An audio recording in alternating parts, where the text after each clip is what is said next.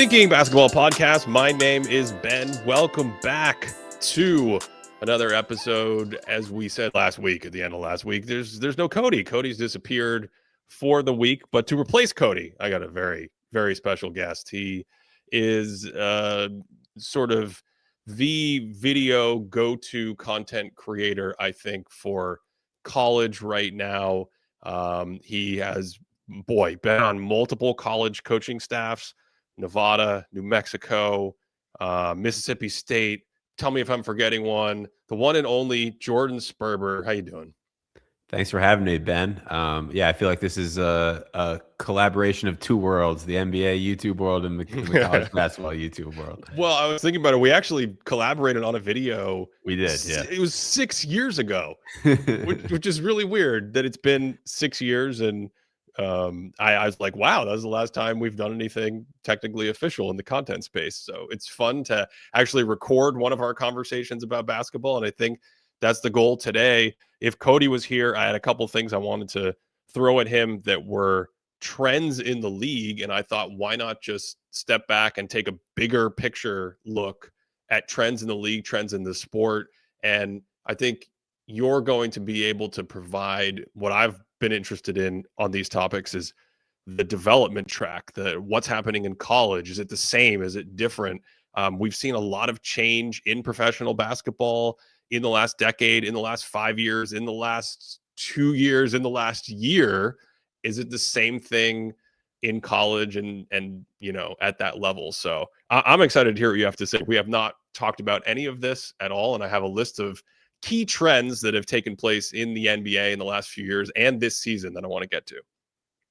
Yeah, I think you hear people talk about like things trickle down from the NBA then to lower levels, and that's definitely the case with certain things. And then it's, I think, the complete opposite with other things, which we'll probably get into.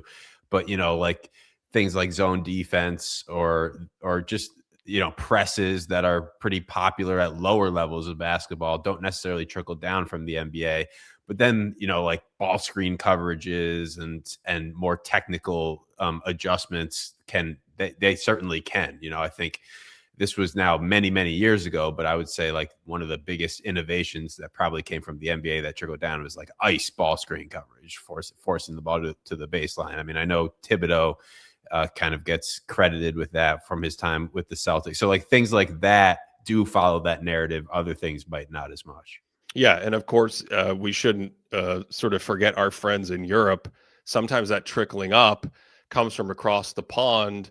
And part of the fascination there with me with trends, and we probably won't get into it too much today, is you have star players in the NBA where you can just say, Luka Doncic, Trae Young, here's the ball, get out of the way. And they can do things at a playmaking level, at a scoring level in these sets that you can't necessarily do at lower levels. You don't have a Kobe Bryant on a lot of European teams or college teams. So how do you find a way to create advantages and get shots? How do you create offenses? We talked about this with the Heat, right? We did a video on the Heat's offense, but it was this larger video on the evolution of isolation because Miami essentially has a 3-and-D team. They have a bunch of defenders without traditional star offensive centerpieces that create the offense. I think Tyler Hero is probably the most traditional player in that vein that they have. They didn't have Tyler Hero to start the season, so they had no one like that. And that offense, Cal Poly in the NCAA has a similar concept. If we have a bunch of switchable defenders, how do we create an offense for them? So it goes both ways. And I think in many ways, necessity is the mother of invention in that front. Yeah, I did watch that Heat video. It was a great one. We had talked about it a little bit before it came out, so I was excited to see it. Someone asked me recently if in college basketball, fewer ball screens are now being set sort of as a result of more isolation heavy. And the first thing I'll say about trends in college is there are over 350 teams, and it's extremely difficult to watch all of that, all a large enough sample size to really. There's always been teams in college basketball that are outliers. Like I did a video on Bellarmine years ago. That's the most popular video on my channel about how not only do they not set ball screens, but they don't don't dribble. Yeah. Yeah. So there's always outliers there. Davidson has been another one, which is where Steph Curry came from, and a lot of some of the credit to his off ball motion movements have been credited to his time at Davidson. His head coach, Bob McKillop, has retired, but his son, Bob McKillop's son, is now the head coach at Davidson. So they're another example of a team that's been kind of motion heavy. But at the top of the sport, I don't necessarily see teams doing things like the Heat are, like removing the ball screen in favor of isolation. There does happen to be some really good one and done talent this season that you'll be getting to know very soon here when they get into the NBA. And those guys are pretty good isolation scorers.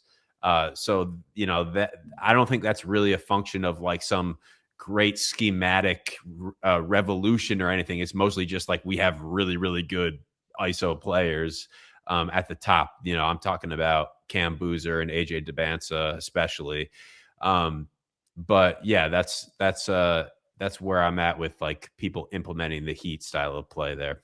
Okay, the first big trend that I wanted to get to, and we've mentioned it a little bit earlier in this season, is offensive rebounding and what is going on with offensive rebounding in the NBA right now. Offensive rebounding essentially went down to an all-time low a couple years ago. Like 21% of misses were offensively rebounded. And there's a couple factors that drove this at the NBA level. One was just more three-point shooting.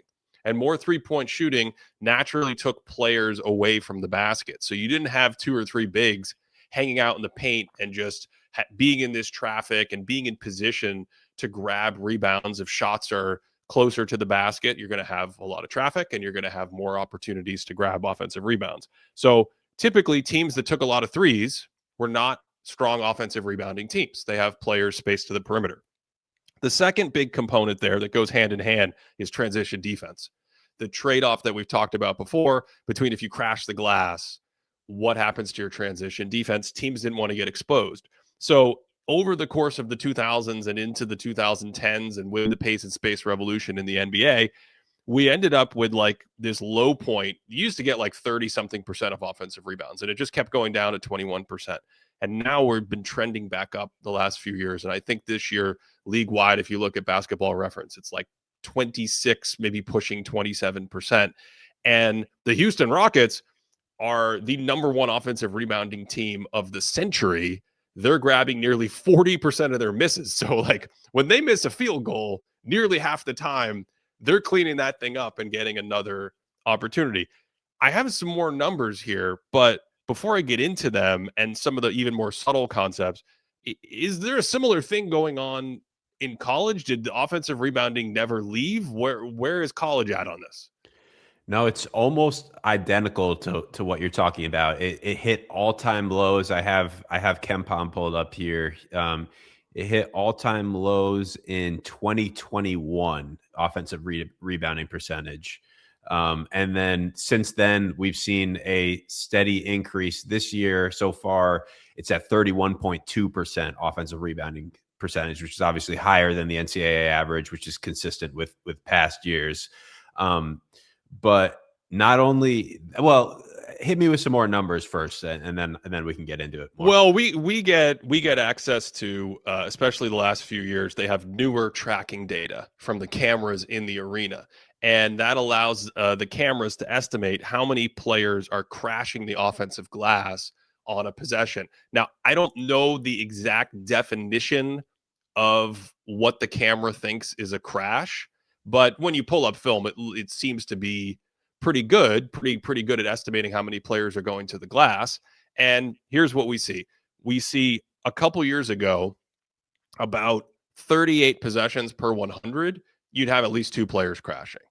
And that number has gone up steadily, and it's spiked this year to where we have 46 possessions per 100 with two players crashing. If we look at the highest percentage of teams that crash at least two players, so not just your center, not just your power forward, but you're usually going to have a guard or a wing coming in. Sometimes you might have one big in the lane and two wings coming in on the shot, right? So you have the shooter, so that usually eliminates one player.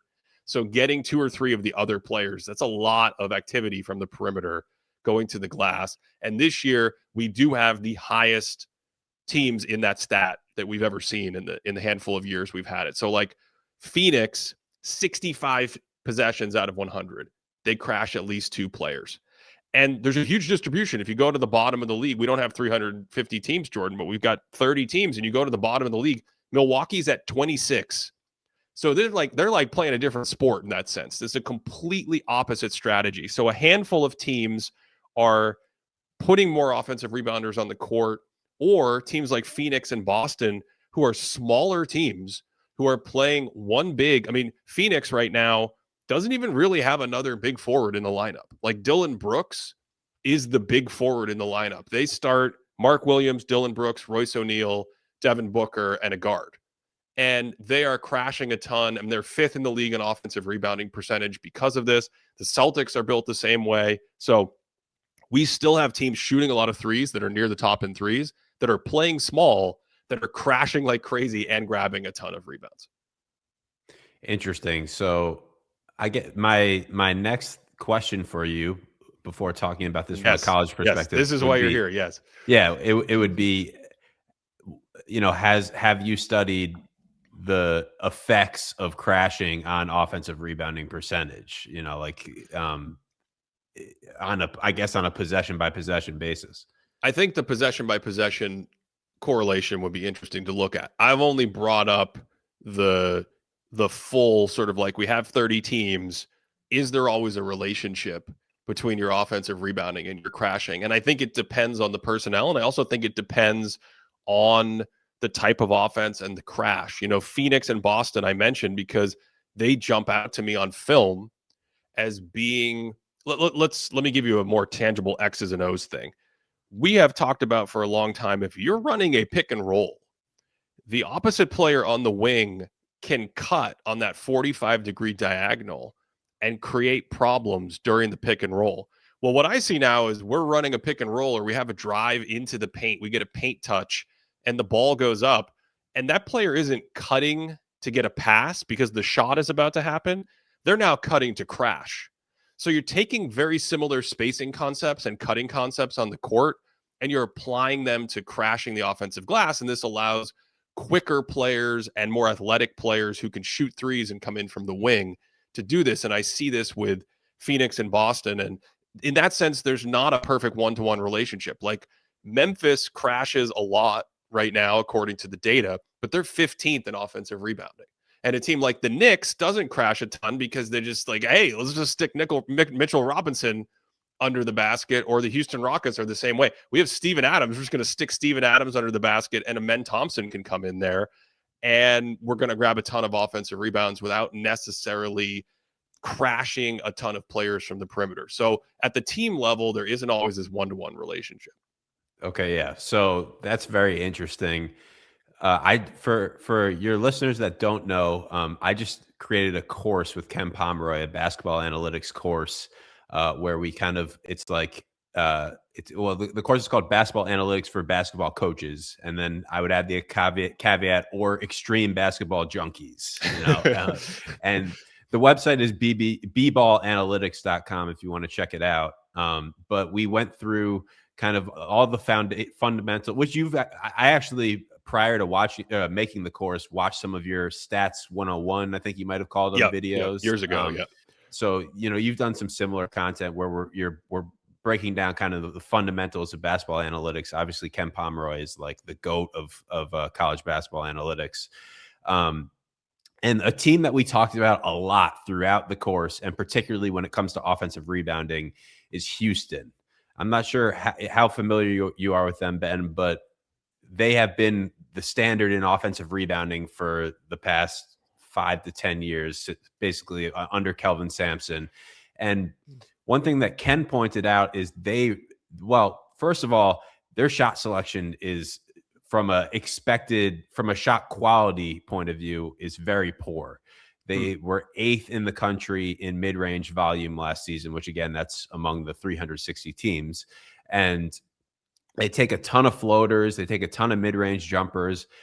But particularly when it comes to their jump shots, whether it's threes, mid-range, whatever it is, they rebound those types of shots at a ridiculously high level. More so than they're 99, 100 percentile at rebounding jumpers. They're more human when it comes to rebounding shots at the rim, which are naturally rebounded higher in general.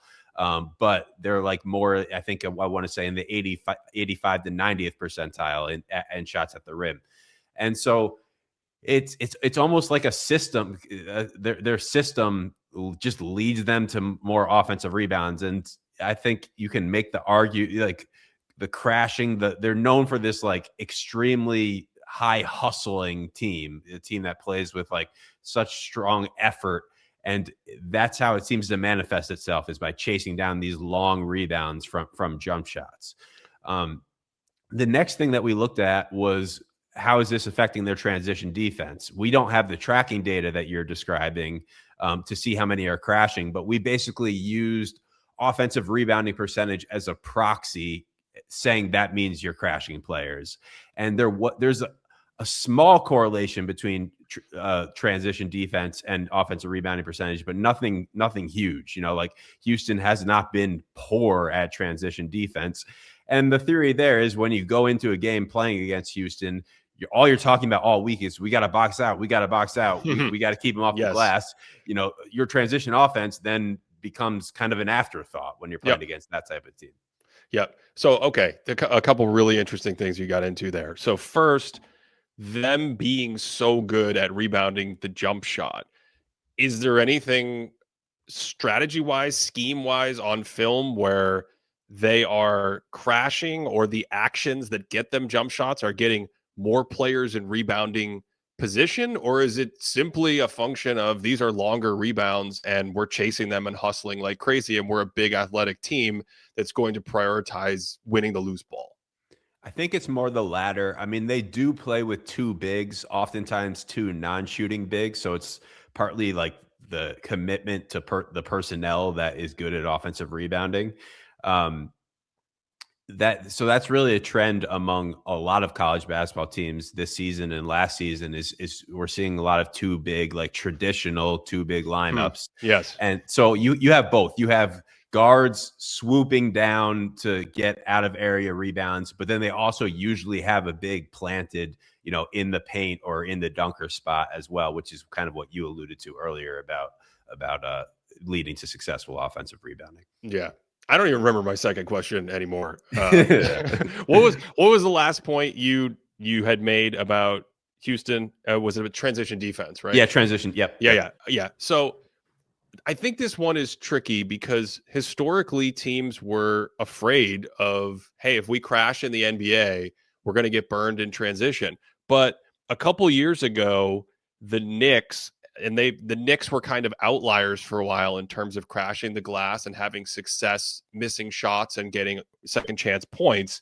And they borrowed a concept that I've seen called tagging up, where instead of always trying to run by your man, you kind of push him in from behind. So if you're out in the perimeter and he's in the paint, you want to contact him in the back and kind of push his box out under the hoop and drive more players under the hoop. The reason why that's so important is it automatically matches you up in transition.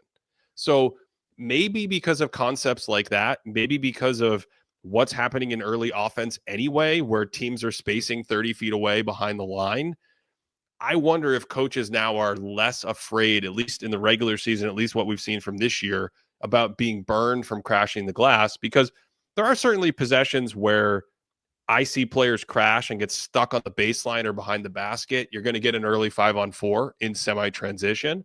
But a lot of the plays we're talking about, if you don't win that rebound, Jordan, and you tell me if it's different in college, if you don't win that rebound, the offense is not in a position to start a fast break because they had to battle for the rebound, right? And there's ball pressure on the loose ball anyway, so it's not easy to just turn and hit an outlet. And it's not like the old days where there's a single point guard waiting for an outlet on the sideline and you're good to set up your Paul Westhead fast break or whatever. So I don't see it so far this year as being a major negative on your transition defense. Yeah, so to go back to the tagging up part, that was I fairly recently dove into like the videos and literature that's out there on tagging up. We kind of did something very similar to tagging up at New Mexico State before that was like a common term. So I didn't really know that we were tagging up, but we kind of were. The creator of the system is Aaron Fern, who's actually the head coach now at Charlotte for their men's basketball team. And interestingly, I brought this up in the course as well. His first 2 years at Charlotte, they were bad offensive rebounding teams. Now, that's certainly going to be a fun. I couldn't tell you the personnel on that he had on his roster. This year, they're 47th in offensive rebounding percentage. So they flipped the switch a little bit this year. I know they have one player in particular who has a really, really high offensive rebounding rate. So it may be as simple as that. I think, I do have some skepticism for tagging up being the best way to drive your offensive rebounding percentage forward. I think it makes a lot of sense from the transition defense perspective that you brought up, that it's like a controlled crash. And I think the term that Fern uses is like scrumming the opposing team into the paint. You're scrumming them into the paint. And so you're controlled crashing and keeping the defense from getting into transition. But a team like Houston or one of these really good offensive rebounding teams, I mean, they're not controlled crashing. They're just all out crashing, and so I have a little bit of skepticism there, but it like certainly would need to dive more into like tracking data, which I'm sure these things would be very hard to measure but I'm sure NBA teams are doing it, like the different types of crashes almost, and then the effects of all these things. Yeah, no, I mean, there's been a philosophical debate in NBA circles for a while on this, and certainly something they're tracking. And I think the last point on this topic for me is the flip side, where we talked about not always having that correlation between offensive rebounding teams and crashing. There are some teams that will basically never send three players to the glass, according to the tracking data. So Milwaukee is at 3 per 100, 3 possessions per 100. They will send three players to the glass. Dallas right behind them, and Denver right behind them as well. But Denver is one of the best offensive rebounding teams in the league. And it goes to something I think you just said, which is if you have individually great offensive rebounders like Nikola Jokic, or you have an offense that is constantly breaking defenses down, you're going to naturally have more offensive rebounds because they're in rotation. They're trying to help on the ball. They're scrambling out of plays, things like that. So very interesting. I also think the offensive rebounding thing connects to another point that we've seen, another trend, which is the increase in pace, the increase in full court pressure, and not just pace, Jordan, as a number of possessions played in a game, but the pace of the action. I'm sprinting into everything, right? The ball's moving fast. When is the first action in an offense? This was the hallmark of the finals last year. I'm going to pick someone up 80 feet in the backcourt. I might have multiple defenders picking up full court. This used to feel like a college thing. This used to feel like a Rick Pitino, Nolan Richardson, Arkansas. We're going to full court press. We're going to put you in 48 minutes of hell. And you're watching the NBA finals and it's like, okay, Lou Dort's picking up the ball and Kaysen Wallace is tracking another player. And oh my goodness, Jalen Williams is in the backcourt. And I'm sorry, did Indiana just start their action 3 seconds into the possession with the screen 60 feet away from the basket? And that's like a legitimate screen that's starting action. That kind of pace and the relationship between that and full court pressure. Has this ever gone away in college? Is there a similar thing going on in the NBA? Of course, we went way down and now we're coming way back up. Yeah.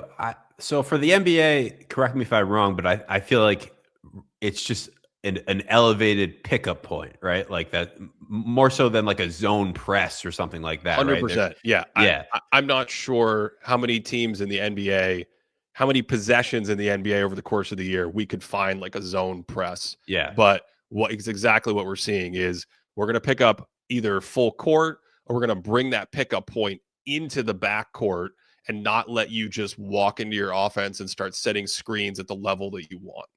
Yeah. So there's definitely more like legitimate system presses in college basketball. The one that's coming to mind right now is when Villanova was winning their 2 national championships in 2016 and 2018. They had like Bridges and Josh Hart and some athletic wings who played a 1-2-2 press, where you put Bridges at the top of that zone and you're trying to get a deflection, or you're just making the offense start their stuff 10 seconds later than they'd like to in the shot clock. The pickup points, I haven't totally noticed that as much as what's happening in the NBA. I know I've seen people talking about it on social media as well. But yeah, there's more system presses, and the shot clock has been at 30 seconds in the NCAA for a long time now. It got changed quite a few years ago. In the NBA, you only have 24 seconds. So theoretically that pickup point should play an even bigger role. Now you have less time to get into your offense. But on the flip side of things, you do have such capable isolation scorers creating their own shot that maybe you don't need to run as much stuff as you might at the college level. So there's a little bit of a trade-off there. Yeah, I think the number of ball handlers in the game is sort of background information for everything we're talking about. You say, hey, we're going to run this strategy where we isolate a lot, we create a lot of space. We're going to do something Noah LaRoche's offense and create the Memphis wheel or the Heat. It's all required to have a number of skilled ball handlers. So, I mean, maybe that's a different thing at the college level, but I'm even seeing this year another mini trend that I have my eye on is how many teams are just kind of getting rid of the idea of a traditional point guard altogether. The Atlanta Hawks have lost Trae Young for a while, and they didn't replace him with a point guard in the lineup. They're just like, okay, Nickeil Alexander-Walker, you can handle it sometimes, and Jalen Johnson, you can handle it sometimes. And there are other teams doing this in different situations where you look at the lineup on the court, there's no more traditional point guard, or maybe to be more descriptive, there isn't that traditional lead offensive initiator, right? LeBron James, Luka Doncic, a big forward, whatever. Even the Hawks, Jalen Johnson does a lot, but they don't run things through Jalen Johnson like he's the de facto lead offensive initiator. The Houston Rockets lose Fred VanVleet. Amen Thompson, you bring the ball up. Kevin Durant, you bring the ball up. So that's a thing that we've seen in the NBA, and I think it relates to all these concepts about sort of offensive schemes and what it means to have so many ball handlers out there. I've got a video coming out next week that is about how teams are playing so big, so, size wise in the college game. And one of my points is, okay, so they're playing two bigs together. We're past the days where you put the bigs on each block at the same time, right? We're not doing that anymore. But you still have to utilize these bigs in complementary to each other. And so what college teams are doing is they're ducking in one big inside the paint at the dunker spot, and then the other one is really operating as an offensive hub for the most part on the perimeter. So one of the points I make in the video is 15 years ago, the most popular type of ball screen was we had a big playing on the inside, and he's going to run out and set what I call a rush out screen. I don't think there's really a prevalent word for what or a term for what people call that, but I call it a rush out screen. Now we're seeing a lot of throw and chase screens or perimeter based screens where the big already has the ball out on the perimeter and he throws the ball ahead and then runs into his screen, or dribble handoffs, which are very popular in the NBA as well. And it's kind of like changed the geometry of the court. And the other point that I make is, rush out screens are pretty easy to relatively speaking, to execute your coverage on. Like if you want to ice a rush out screen, you stay attached to the big who's running out. You stay attached to him, then you yell out ice, and then you veer off into the space. Exactly. Whereas a perimeter based throw and chase screen, in order to ice that, you have to get all the way to the other side of the screen. It's like, and it's a very quick action. you don't see teams try to ice perimeter throwing chases or dribble handoffs. It happens too quick. It's the angle of the screen. So to your point of teams finding non-traditional ways to handle the ball with bigs, with whatever the case may be, there are definitely some advantages there to making it harder to execute your normal coverages. I was just talking about this exact same thing. You're right. I've never heard a term for what you're calling a rush out screen, but what I was discussing the other day with someone was the difference between north-south screening at speed and Yes. east-west screening at speed. And I thought the Pacers were so good last year at east-west screening. I don't know how much of the playoffs you got to see with Indiana, but they did so much stuff kind of between the foul line area on the court and out near the logo, like 5 to 10 feet beyond the 3-point line, and just running players east to west. But also, to your point about big men, spacing the big man near the elbow so he can do what? So he can set flare screens at the elbow, off ball. He can catch it and play handoff as a hub. He can catch it and chase and follow these screens. He can set a traditional ball screen. Or the last thing I think that we see sometimes is the ball goes to the weak side or the other side of the court. The defense starts to shift. I'm going to help. I'm going to double. Now no one's body to body with the big man. He's 7 feet tall. He can flash into the paint and catch the ball at 10 feet. Zach Edey does that a lot right now. And as you're talking through these two big men, I started to think about Edey, who's had a great week or two in Memphis since coming back. And you look at how Zach Edey is getting shots right now. You'll see some of those situations where he's out at the elbow and he's a hub and he's setting screens and he flashes. But the first thing that jumps out to me, non-traditional usage of a big man, he sets the screen and pick and roll. And yes, he can roll downhill and catch lobs and dunk it. Like, he's a giant human being, right? But he will set a screen, Jordan, and then it feels like the goal of the possession, if the screen doesn't get anywhere based on the coverage, he's instantly sealing for a post up. And so it's a post up that is an old style basketball play with a post up, but it's from a completely new perspective because you screen, you seal, and everyone's spaced out. And you just have this moment where you're like, all right, we actually have used the pick and roll to set up a deep post catch for this 7-3 dude with no one else around. And if you just go through his scores game by game by game by game, you're like, okay, yeah, that's why he's shooting 68% from the floor, whatever it is. I don't know if you have thoughts on that, but that was the first guy that jumped to mind when you talked about that. I do. So I covered Edey a lot during his career at Purdue. His sophomore year was kind of his breakout year, or when not necessarily his breakout year, but his where he became a household name. And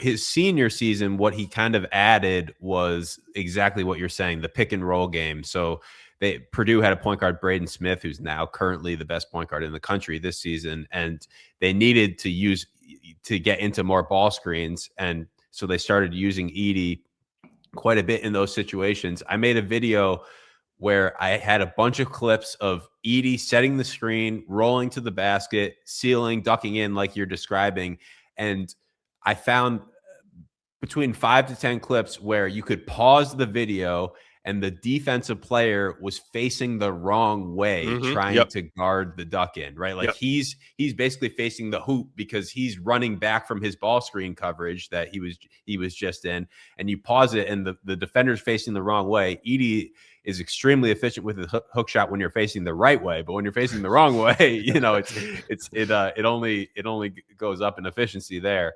So that was definitely something that he added to his game in his final year at Purdue.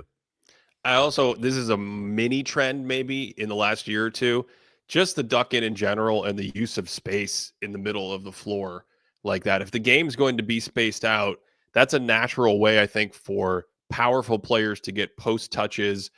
The Lakers do it sometimes with like LeBron or Rui Hachimura. If you're down near the baseline, if you're spacing in that traditional dunker spot on the baseline behind the backboard, halfway to the 3-point line, you have the room in that moment to kind of catch the defense off guard, get a deep seal, get a good duck in.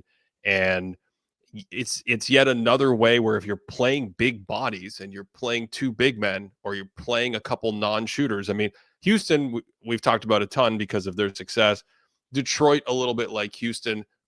As Cody said a couple weeks ago, I don't know if that's because they both have a Thompson twin in the lineup next to a center. So you have like you have a non-shooting center and then you have a Thompson twin, and your brain's like, these teams are very similar. I've seen this before. But it's the same kind of thing where it's double bigs, but it's obviously not the double bigs of our parents' generation or yesteryear or something like that.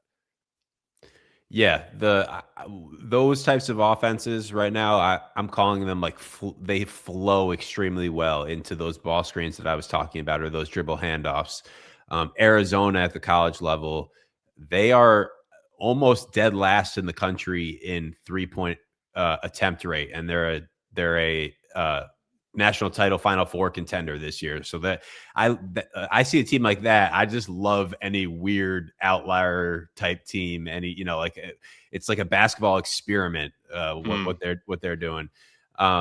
Is their offense super efficient, or is it are they getting more on defense because of that lineup?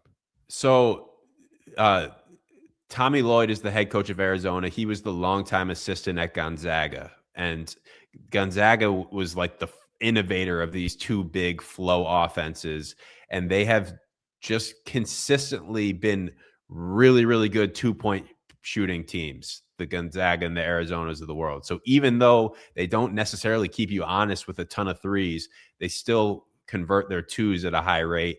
And then, they're always a good offensive rebounding team because they're playing bigger lineups, and they do protect the rim pretty well. They also play fast. That's been a characteristic of Gonzaga and Arizona, which you might not think, given that they're tall, but they have mobile, skilled bigs in those. It's a style of play that wouldn't work if your bigs aren't skilled, for sure. Like, but it's not just being a dominant defensive team. It's definitely a combination of efficient 2-point shooting and then all the good things that come from size as well. Yeah, I'm fascinated by this right now in the NBA to start this year, because the Rockets are, just by raw efficiency, the number one offense in the league. They have a 125 offensive rating. They're 28th in 3-point attempts. The New York Knicks are third in offensive rating, and they also do not take a ton of threes. My ability to find it. No, I'm sorry. New York takes a lot of threes. Let me see if I can get that right. The Denver Nuggets historically have not taken a lot of threes. Obviously, a strong offense. The Toronto Raptors have started the year strong offensively.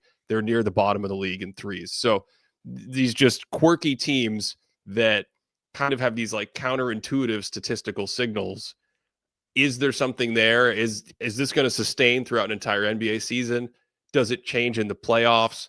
Is it matchup dependent? I think those are the big questions that are on my mind on that topic. Okay, another one that we've danced around and alluded to a little bit: zone defense, hybrid defensive concepts. We're seeing, we looked at it last year a lot with Oklahoma City and their content throughout the year, but the ability to blend these ideas where you're switching a lot off ball, you're shrinking the court, you're doing things like triple switching, which is not just 2 players involved in a screening action, but 3 players, and kicking out small players to the perimeter. And we've seen an increase of zone in the last few years. I think it's kind of stabilized this year. Houston is actually one of these teams playing more zone because of their double big configuration. So it's almost designed to protect the big. But Miami in 2023, with their run to the playoffs, making popular this idea that you can zone in modern basketball and take away the 3-point shot with the zone. I think that's a huge characteristic. And ironically, another trend I've seen this year is copying Oklahoma City, Jordan, where I don't know how much of them you got to see in the playoffs, but they just shrink the court a ton and bias the paint. So if the ball's on one side of the court, that weak side defender that needs to come over and help in like the traditional, what we would call a low man position, Oklahoma City sometimes will just start them right in the middle of the lane. You'll just be 10 feet over compared to other teams. And more teams are copying that concept this year. And I think it goes hand in hand with being quicker. so you can get back out to the perimeter, so you can play the passing lane instead of having size. This is kind of the direction of defense we're seeing in the NBA right now. If I'm understanding you right, how are they avoiding defensive 3 seconds there? Well, I don't know the last time I saw defensive 3 seconds called, number one. Um, Fair. but it's a great question because I think in the past, players have been a little allergic to moving into the paint and hanging out there and using their 3 seconds. So there's this concept, there's this technique that's called 2-9ing, where you're in the paint and in your head, you're like 1 Mississippi, 2 Mississippi. And then to get out of the paint, you'll see players do this all the time. If you're listening at home, they go to the edge of the paint and they tap their toe on the outside and they're like, I'm resetting my 3-second count. I think players in the past were allergic to just hanging out in the paint and doing that. And so, just in the same way, offensive teams have pushed the boundaries of 3 seconds to the point where it's rarely called unless it's 5, 6, 7 seconds. We're starting to see defensive teams take advantage of that as well, the leeway of the officials, and go, hey, I'm here early. I'm going to be here early for a second or two, and I'm not uncomfortable because if you send a cutter through the paint, I'm just going to like hold my arm out and be like, yeah, I'm guarding him. I'm just going to stay here.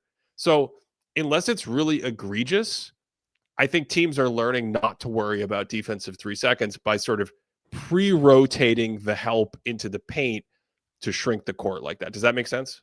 It does. Yeah, Okay. for sure. At Mississippi State last season, and I talked about this in a video, and I can talk about it because they've kind of gone away from it this year. So I can sort of give away the secrets to what we did last year because of that. We were a no middle defense, and which no middle definitely has some concepts of zone in it, depending on what happens on the court. And when the ball was the wing or below, so in the wing or in the corner, we were even more aggressive than what you're describing with OKC and these teams copying them.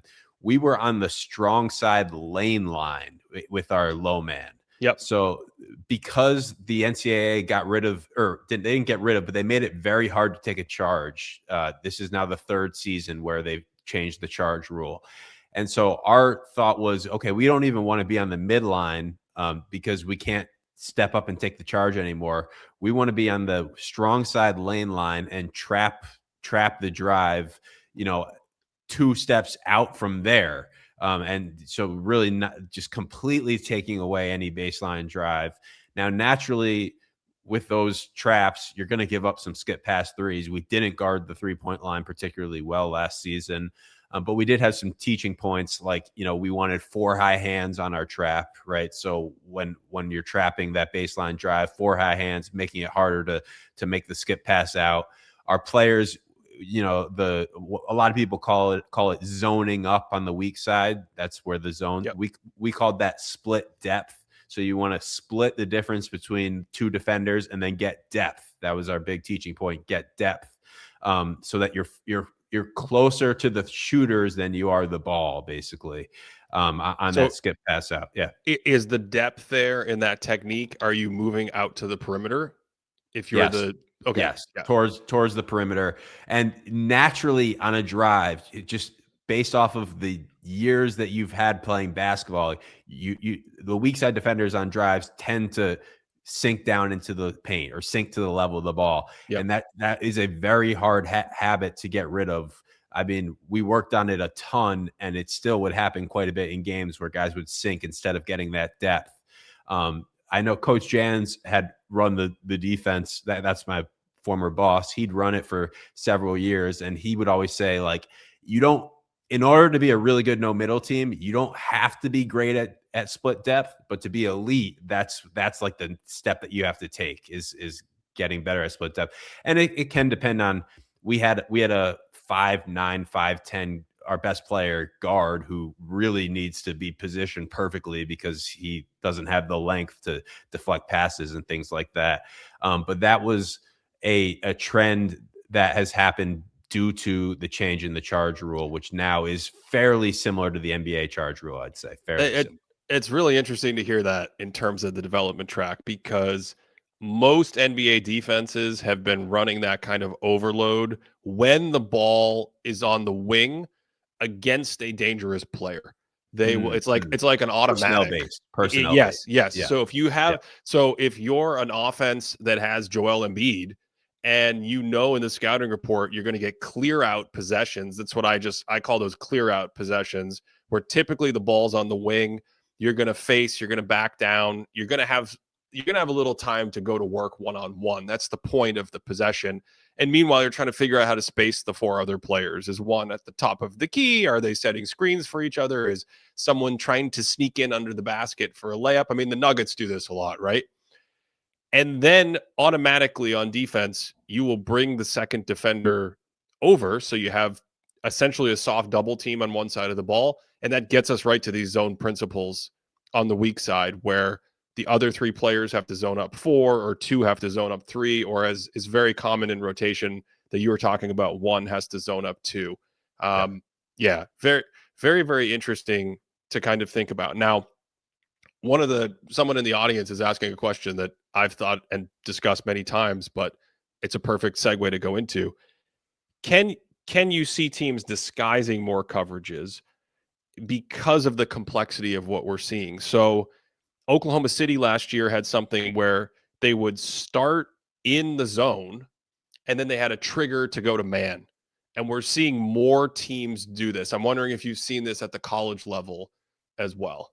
Yeah. So the first team that comes to mind is the Chris Beard, Mark Adams teams. They're currently at Ole Miss, but they went to the national championship game when they were at Texas Tech, and they were a big no middle team, but they would run a few possessions of I think it was 2-3 zone, some type of zone a game, and maybe you're into man once the ball hits the high post. Or I mean, a team a college team that we're both familiar with is Merrimack, and they run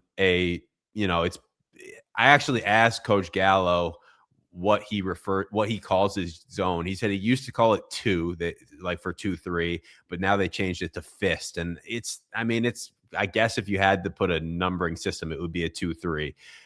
But it's kind of like a tandem 2-3 zone. Well, and on that point, you'll be watching a game and the broadcaster will say, like, they're in a 2-3 zone, they're in a 1-2-2 zone. And my take on this is that used to matter more, but the way zones are being played now, that alignment is kind of less important than the rules, especially at higher levels where you're trying to get out to the perimeter more and play that dynamic between, like, we don't want to give up the rim and we don't want to give up threes, right? Yep. It's almost like the traditional 2-3 is the opposite. It's like you can shoot over the top of us or you can find a gap in the paint. So anyway, keep going. I just think that was yeah. That's I totally agree with that point, that the numbering. I mean, yeah, I see it in the comment sections of my videos, people arguing about the numbering but it is pretty pointless, a futile argument. But yeah, so when the ball hits the high post for Merrimack, they don't quite match up initially. They want their forwards to go down, basically like towards the block areas, and their wings to go out, like to the 3-point line. Right. That's the terminology. And if it stays in there for longer than a second, then they basically get matched up at that point. Now, if the ball then goes out of the high post, they get back into the zone. So there's some teams that get matched up and then they're in man the rest of the possession. Merrimack's not like that. But this is another kind of fascinating science experiment that I want to bring up. And it's an obscure team, but there's a team at the college level right now, South Alabama. They're actually 8-1. They haven't played a great schedule, but they're ranked 147th on KenPom, which isn't that bad for a Sun Belt team. And they play 2-3 zone, and 62% of their opponent's shots this season have been 3-pointers. 62%. Wow. So the complete opposite philosophy of Merrimack. I did mention them in the Merrimack video that I made, and this is at least the second year of them doing this. But so Merrimack is this zone that takes away threes like no other zone does, and South Alabama is this zone that's all you get. All you get is threes, and well over 50% of shots are threes, and they're both pretty good. So it's the yin and the yang there, I guess. The fascinating thing about that to me is that OKC approach I mentioned earlier that I think more teams are copying this year, I kind of think analytically biasing the paint and the rim is better than biasing the free throw line. And I think, especially when you get in the pressure cooker of the playoffs, the reason why you see teams shrink more and sit in the gaps more and dare people to shoot is because in the long run, it's kind of uncomfortable to take 63s in a game. It's you ask a lot of role players, it's like in their head in the flow of a game, most role players that aren't named Grant Williams are not going to be comfortable taking 17 threes when every time it's kind of like the equivalent of hunting a player in pick and roll, where you just say, hey, Jalen Brunson, you're going to come up into pick and roll 85 times this game. How's that going to feel? Gets really tiring and really uncomfortable, and a lot psychologically is going on, a lot tactically is going on where teams try to protect you. On the other side of the court, we saw this, we've seen this with so many players, the full treatment with Andre Robersons of the world and things like that. But I mean, Josh Giddey a couple years ago when he was still on the Thunder, opponents were like, Dallas was like, well, that's the guy we're going to ask to take a lot of open threes. So would you like to take 12 threes in the first? How does it feel being 1 for 8 in the first half of this incredibly important playoff game? And to me, I kind of think mathematically, in most situations, you're better off protecting the paint like these teams are. And that should, in theory, lower your foul rate because outside of fouling jump shooters and things like that, most of your fouls are on pressure point release situations at the paint, at the rim, etc. I don't know if you have thoughts on that, but it's sort of a hot kind of hot take of mine, I guess, strategically. Yeah. I think about that game where the Rockets missed all those threes against the Warriors, right? In an elimination game? Yes. In 2018, game 7, it was 27 official threes in a row they missed. Yeah. Yeah. I will, like, the psychological aspect of that, like, I don't know. I think about this a lot with different, like the 2-for-1, the psychological aspect of the 2-for-1 I don't think coaches really make this argument anymore, but there used to be the idea that, like, you don't want to promote taking a bad shot, even if it's like the mathematically right thing, like well, you're the psychological guy, I guess, thinking basketball. So maybe I'm speaking out of my turn here, but it's just like, if you go into the game with the commitment that it's unselfish to take open threes against this team, right? Like, it's an unselfish thing to do, then you've sort of like changed the dynamic of what that is. I don't know. Does that make any sense? Yeah, no, I buy that. I think it's a case by case basis, and I think it's preying on some of these sort of past inclinations and ideas that players have in their head about who scores the points, who gets credit. And the reality is, if we had great players in basketball that never saw double teams, it would be normal for them to score 75 points in a game, right? But because of the dynamics of the game, role players are usually not in positions to shoot more than 10 times. And therefore, putting role players in these uncomfortable situations is exactly what you just said. It's almost a psychological warfare because of the prior expectations that I think they have. And if you could flip it, I mean, my 2-cent couch psychological analysis here, for what it's worth, is there's absolutely different ways to change the perspective that would make players more comfortable with that going forward. One more thought about this question of disguising coverages and things like that. I think that's absolutely the future. And one team that maybe you can speak to a little bit more, Utah State, has a very cool matchup zone concept that they use. And what I love about it is the concept blends, it's not just like stand in your spot and match up with a player. It has ball screen coverage rules. It's icing pick and rolls. It's doing different things based on the trigger. And the result is very cool switches, very cool coverages, and you're going to end up keeping your big man shot blocker near the basket, which maybe in some ways is the whole strategic goal of the thing in the first place. And at the NBA level, the Clippers were a team that, like, I'm trying to remember, because time with the Clippers has been very warped lately. It might have been 2 seasons ago in the 2023-2024 season. They had this kind of similar concept where you're just watching the possessions and you're like, is that a zone? Is that a man? Is it a one-man zone? Or are they just keeping the center near the basket? You can watch 10 Clippers games in a row that year, Jordan, trying to drive yourself blue in the face figuring this out, and not one broadcaster will call a single possession a zone because it doesn't look like a traditional zone.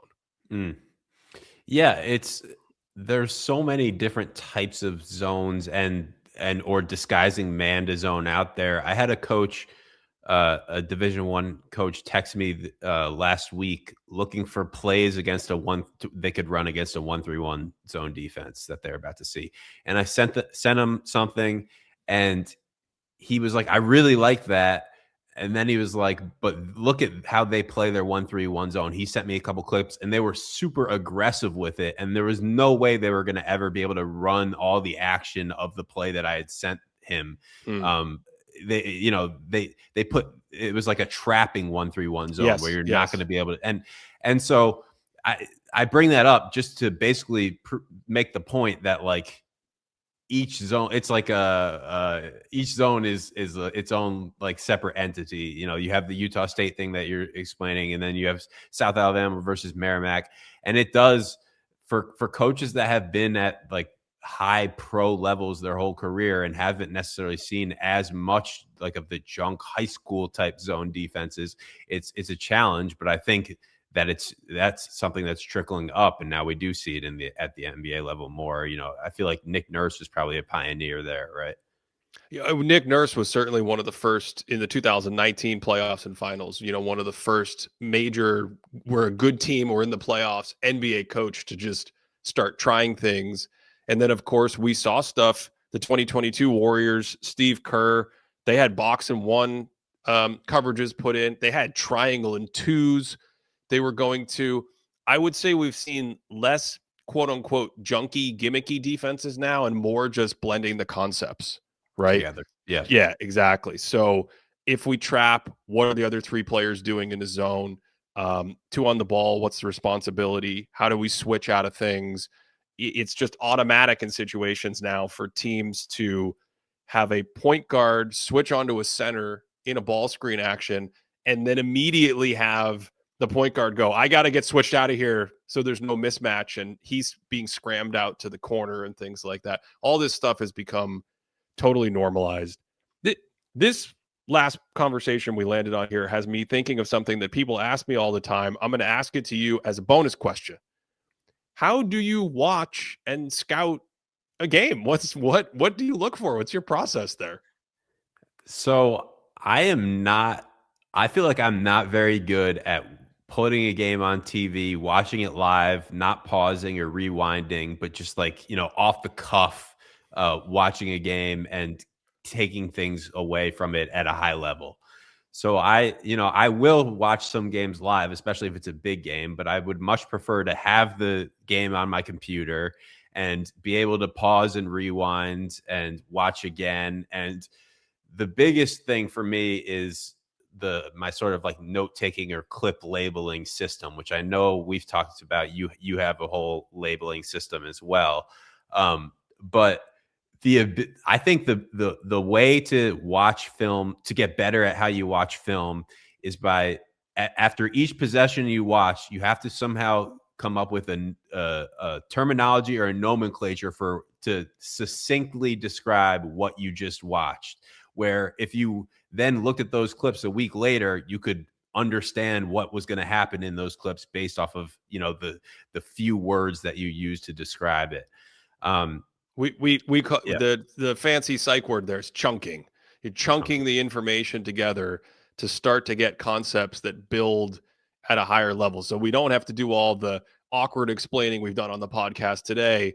Jordan just has like one word for an entire boom, pick and roll, dunker, whatever. Now he knows the entire court just based on that chunking. And this is what players and coaches are doing, by the way, as they're exposed to more basketball. When you're out there and you have 1 second to communicate the coverage. You know, you were talking about the north-south ball screens earlier.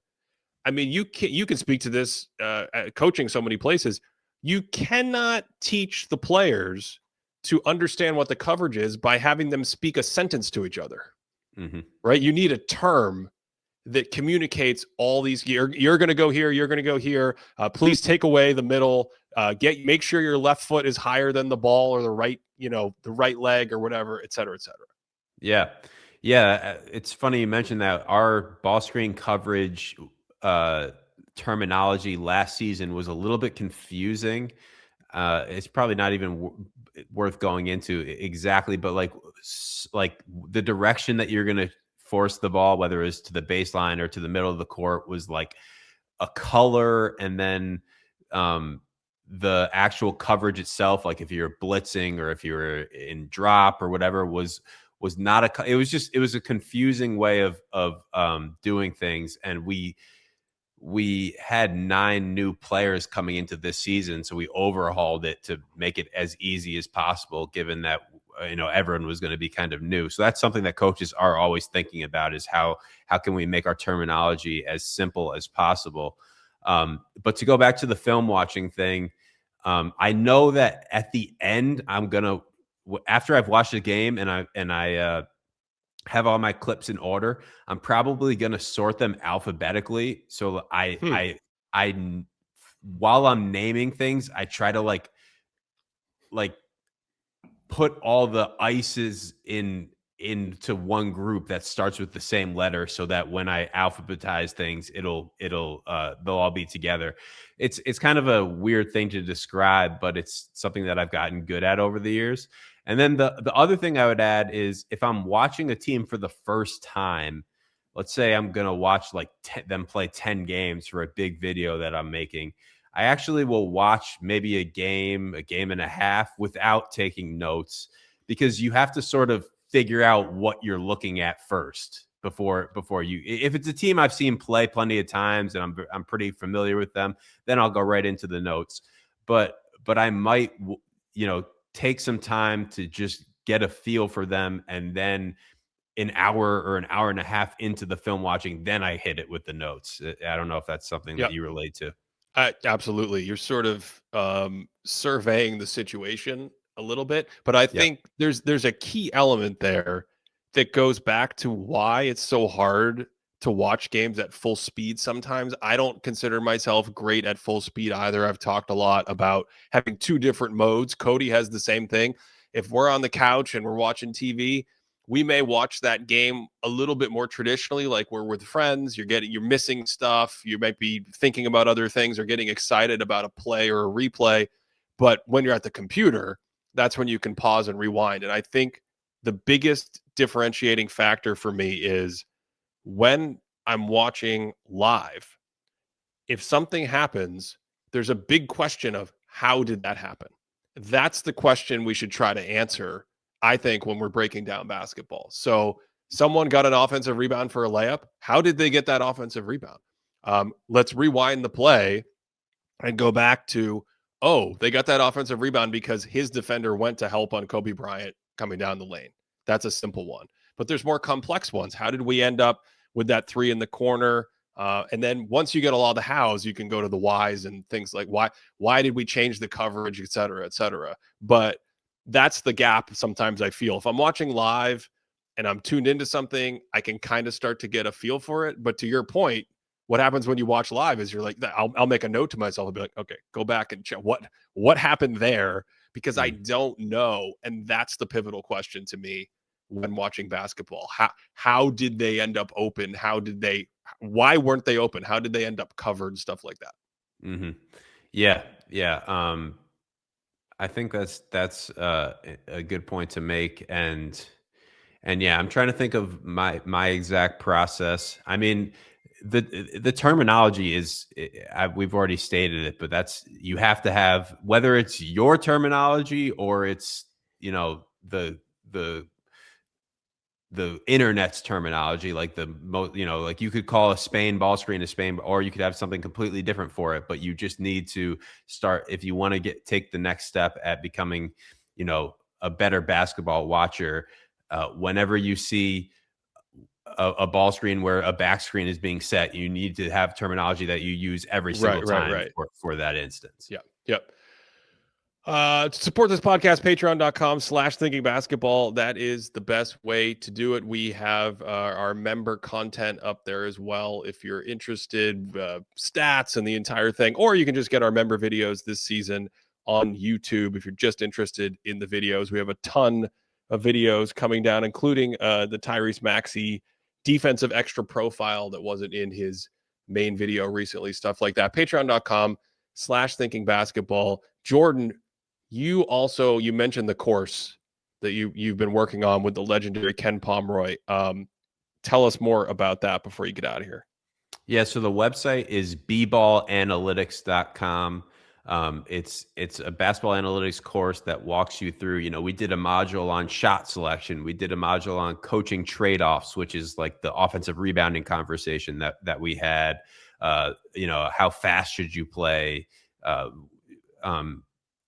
All the different sort of trade-offs that coaches have to make. And then, of course, there's also some introductory modules like on the 4 factors in tempo-free statistics. So if you have very limited basketball analytics knowledge, we start with the basics. But also if you're coming in with a more advanced knowledge, then there's advanced topics as well. I actually did, right before I came on this pod, I set up a little discount code. If you're a Thinking Basketball listener, you can use thinking at checkout. I don't think you use thinking as your advertising code, but that's what I set it up as. You do Great Day, don't you? We do all kinds of stuff. We have Thinking Basketball for our sports business classroom code right now, and sometimes we use Great Day as well. Yeah. Okay. So just thinking gets you 15% off the course if you're interested. I feel like there's some pretty good parallel between the type of content that you make and the course. And then of course my channel is Hoopvision 68, which is all about college basketball. Not just because there's some NBA gems in there. Yeah, fair enough. Don't undersell it. Yeah, there's some NBA gems in there. Jordan, this was a lot of fun. Appreciate it. And yeah, if you like this conversation even just a little bit, the course will probably be right up your alley. Yeah, thanks for having me, Ben. This was fun for sure. Appreciate it. Thanks as always for listening. I hope you enjoyed it, and as always, right on cue. Hope you are having a great day.